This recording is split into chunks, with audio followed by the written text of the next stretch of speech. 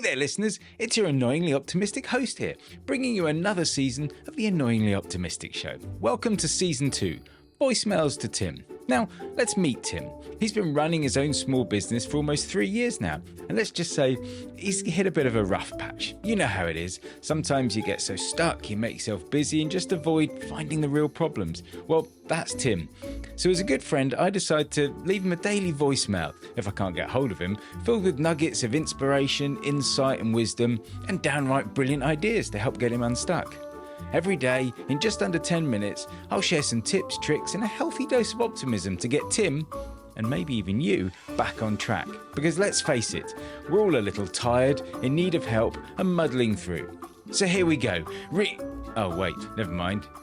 Tim's being busy. Here's the voicemail I left him today.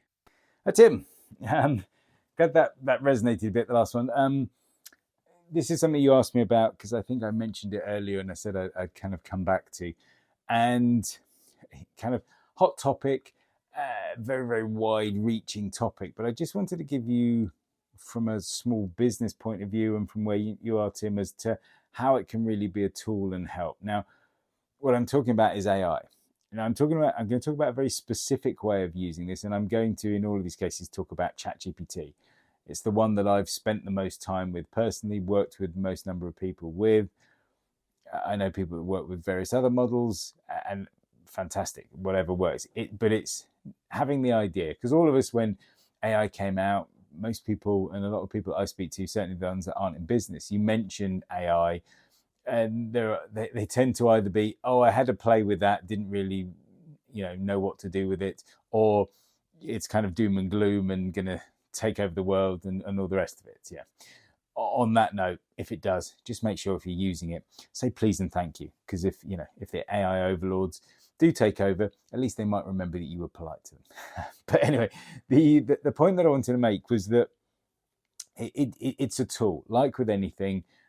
With any kind of software, you've got to kind of treat it as a tool. But this is a tool that I think can be akin to various parts in your business. And there's all this, kind of talk that AI will replace staff and things like that. And I think to a degree it will do. But the most impactful businesses, staff, people like yourself, and companies that succeed will be the ones that learn how to use it as a tool to their advantage.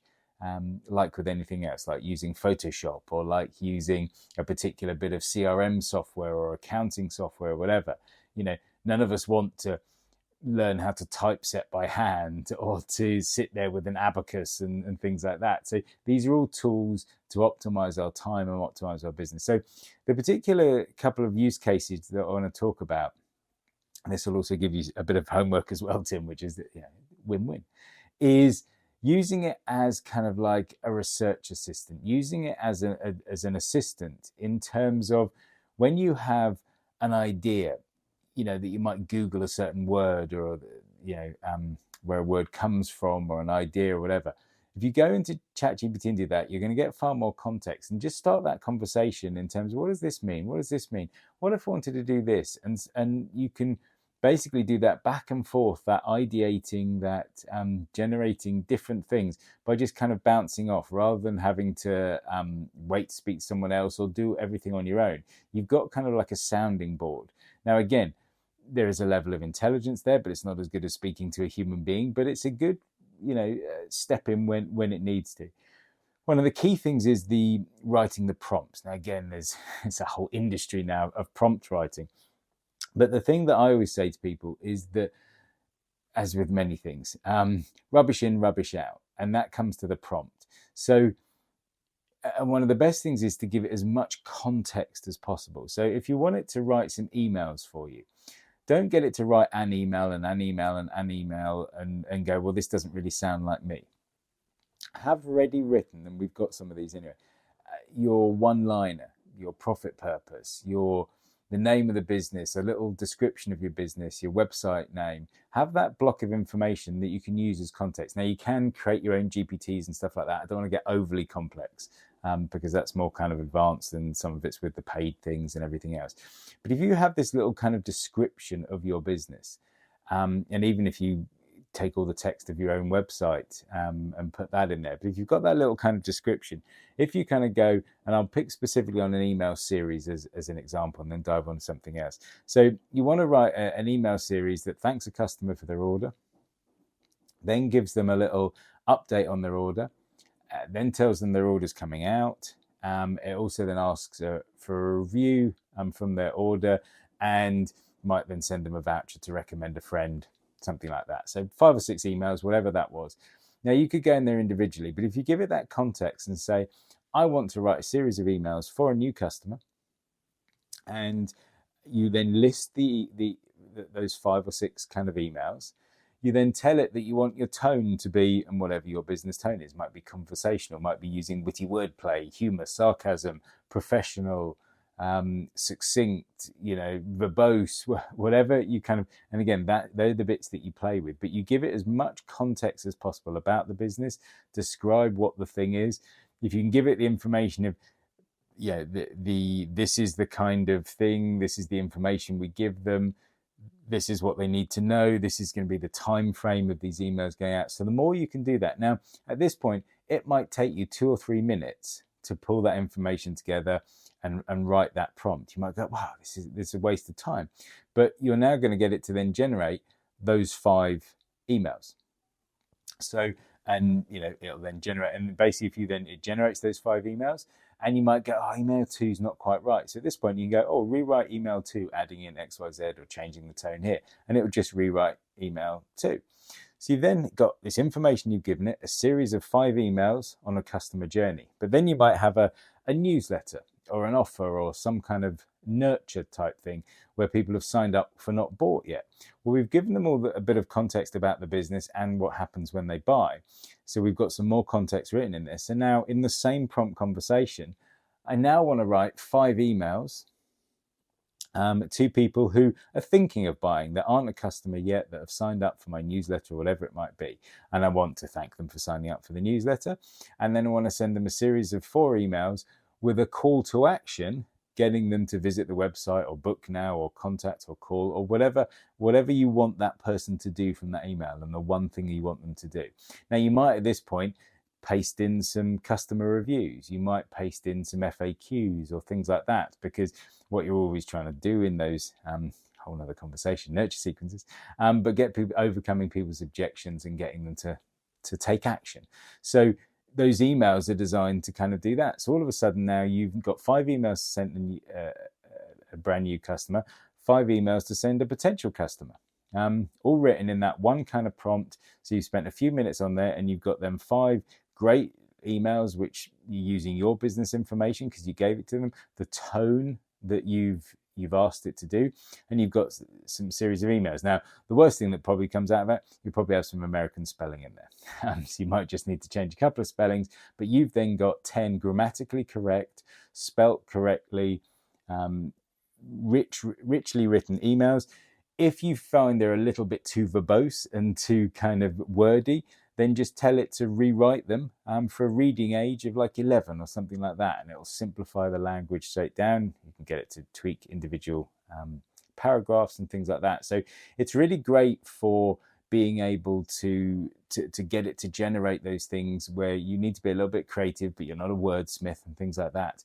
The other side of it is getting it to do some more clever things, and this kind of bridges that gap between what you can kind of put into it. But again, there's lots of bits of software to do this, and we touched upon it recently, is if you aren't great at writing, you've got a great idea. You want to get an idea out to your customers, and it's just kind of in your head, and you don't like sitting down there and writing. Record a video on your phone, doesn't matter what it is, and there's a load of different services where you can put that video in and get it to transcribe that video. So out come all your words using your language, your tone, and everything else. You can then put that into something like ChatGPT and say, using this, which is the transcript of a video, I want to create a blog article. I want to create some social media posts. I want to create, whatever it might be from that. And so you give it, again, those 2, 3, 4, 5 instructions about what you want it to do, how long you want them to be, what the tone you want it to be. When you're using the transcript, it's best to say something like, do not mention that this has come from a transcript. I want this to be a standalone article. for my business, again, have that block of business context ready. So you've got that to give it alongside the transcript, so it knows what your business is, who you are, what the business name is, what the business does, and that gives it some context to which the transcript you've given it. So all of a sudden now you might have a great blog article from that. You might have a great piece, get it to write something specifically for an email newsletter to your existing customers. So you could change the tone slightly, write a blog article for people who aren't currently customers. Use this to create an email to people who are previous customers talking about this thing that we've done. Add in a call to action. Write 3 social media posts. Write a longer social media post. Write something for Twitter or whatever. So X. So you can get it to do lots of things. So what you're concentrating on doing is you're doing the best bits. Knowing your business, knowing your customers, knowing what you want people to do, knowing what their problems are, knowing how your product fixes that and everything else. And you're using something like ChatGPT or AI to help you then build out the materials to do that. Now, this is all becoming quite automated, and there's lots of services that do this, and this is almost going to become the norm. So sending out really rubbish emails, having really rubbish social media, having badly written articles and things like that, there will be such a low tolerance to that eventually because these tools are widespread. So it's about getting kind of ahead of the curve and making sure that you've got something that feels authentic, that feels you, but equally gets across that passion, that message that you want people to understand without it becoming this major thing that you kind of put off and put off and put off. So they're just a couple of use cases. I'm using ChatGPT every single day for research, for playing around with ideas, for scripting stuff out, for writing kind of articles or posts, and just kind of experimenting, getting it to generate little pictures and just a whole range of different things that I use. The biggest thing that I have is cataloging and pulling all that together. But it's a great way. It's like having an always ready kind of over-enthusiastic puppy-like assistant there that you can kind of throw ideas at any time, and different ideas, and jump between different things, and it really helps in the business. So I know it's something you haven't played with a lot, but hopefully it's given you a couple of ideas, and I'll ping you a message as well, because there's 2 or 3 different things you could go away and kind of try, but it's really something that you should kind of embrace, give it a go, and you'll get the results. So I hope that's been useful, and I should catch up with you soon. Bye, Tim. And that's it for today's episode of Voicemails to Tim on the Annoyingly Optimistic Show. Now remember, Tim might be busy, but we're all in this together. Whether you're tired, in need of help, or just muddling through, Tim is here for you because, well, Tim is you. Yes, you heard that right. Tim isn't just my friend, he's a reflection of all of us who are struggling to make it work. TIM stands for tired, in need of help, and muddling through. So if you're feeling like a Tim, you're not alone.